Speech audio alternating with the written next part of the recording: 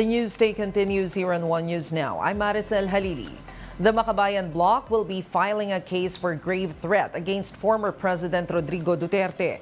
ACT Teachers Party List Representative Franz Castro told Radyo 5 that she's been fearing for her life after the threats made by the former president in an SMNI interview.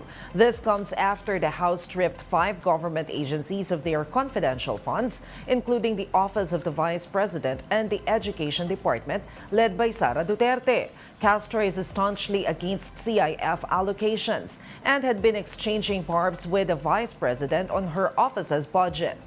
The former president made snide remarks about killing Castro in his interview, wherein he defended his daughter's request for secret funds.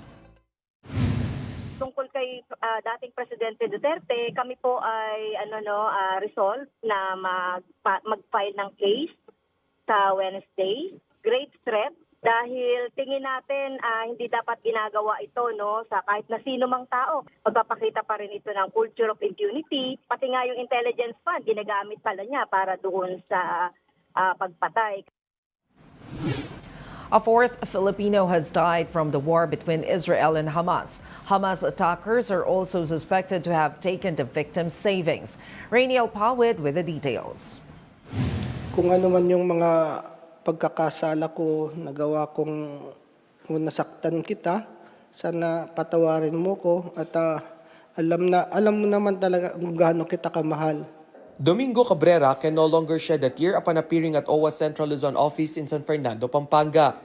He is Grace Cabrera's husband, the fourth Filipino casualty of Israel-Hamas war. Last Wednesday, Domingo received a phone call from officials of Philippine Embassy in Tel Aviv confirming that Grace's profile matched the fingerprints of a recovered cadaver. But Domingo is still holding on to the slim chance that her wife is alive. Sa ngayon, sir, umaasa pa rin ako na hanggat hindi na kikita ng kapatid niya yung katawan niya, ay buhay pa siya. Over the weekend, Grace's sister, who's also based in Israel, is set to visit the morgue to personally identify the alleged body of the Filipina. Grace has been an OFW for almost 2 decades. In 2018, she became a caregiver in Israel. According to Domingo, his wife's savings may have also been taken by the Hamas attackers. So meron na siyang nakaredy na pera, ngayon lang, ang mahirap, parang hindi na yata nakita dun sa bahay ni Abiba. Wala na yung mga gamit na iba. Meanwhile, the Overseas Workers Welfare Administration will shoulder the flight expenses of Grace's family in Iloilo to Pampanga. Grace's wake will be near their residence in Apalit, Pampanga. Nag-commit naman kami na tutulungan namin sila na makarating dito sa Pampanga para nandito sila sa pag nakaburol na hanggang may libing na yung OFW. According to OWA, once Grace clearance papers are processed, it will only take a week for her remains to be sent home. OWA Administrator Arnel Ignacio also confirmed that the remains of Loretta Alacre, another Filipino casualty in Israel, will be home by Saturday. Rainiel Pawid, We Are One News. We'll be back with more stories after the break. Keep it here on One News.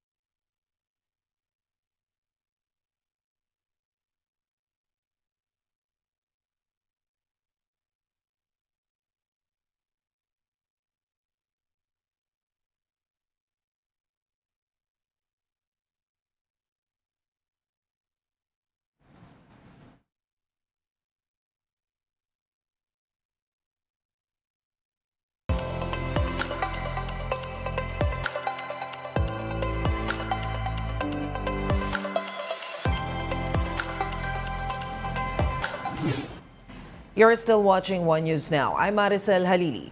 Hospitals in Gaza are struggling to keep their operations going with lack of supplies and electricity.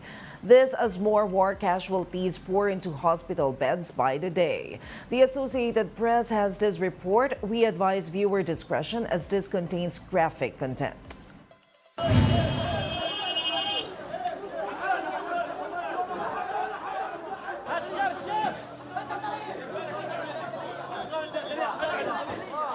Today is the 12th day of the escalation. We are in very difficult situation. It's catastrophic. It's terrible and horrible. No words can describe it. For the last few days, we are sending a call for the human community that in the hospital we don't have fuel.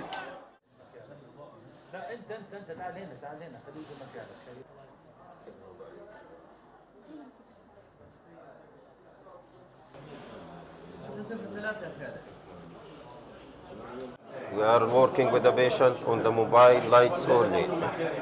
We don't have any ICU bed. Me and the critical care team, we expanded the ICU beds many times. We're reaching around 40 beds. We're looking for any ventilator available around, but now zero ICU bed.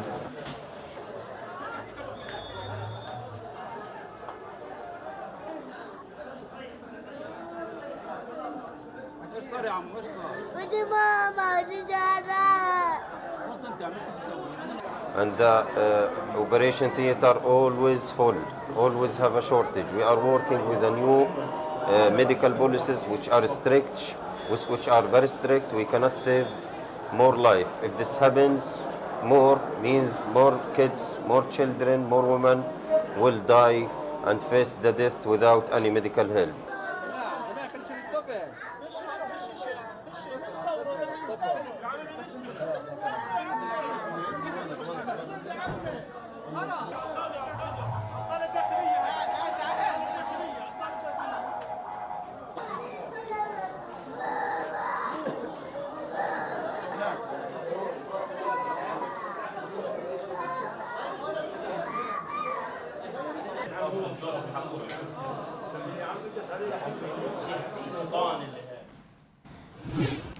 Let's take a quick look at today's other top stories.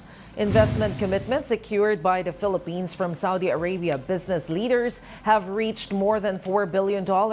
This is seen to create thousands of jobs from Filipinos or for Filipinos in construction industry and human resource services.